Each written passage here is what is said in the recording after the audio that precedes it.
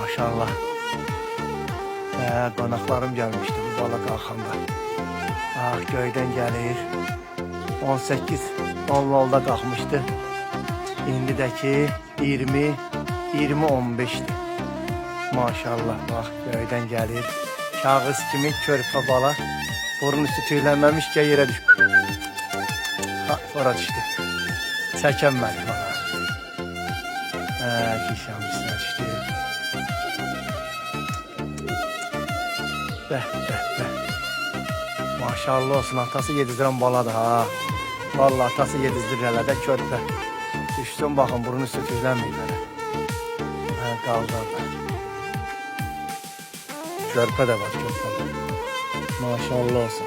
2 saat 15 dəqiqə. 1 saat birinci nəfəsini uçur. Birinci qanada. Bu da ikinci qanadı. 2 saat 15 dəqiqə. Maşallah olsun. Allah. Qonaqlarım gəlmişdi, özü qalxmışdı. Maşallah.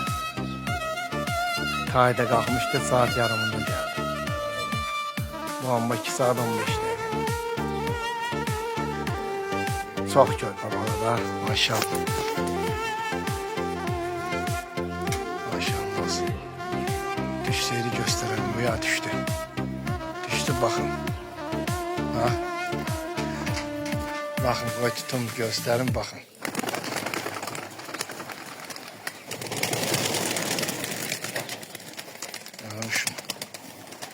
İşte ora.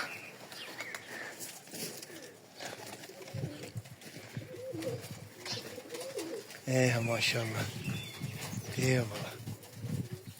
Yani çox körpədən burnu üstü tüylənməmiş körpə baladır. Maşallah olsun.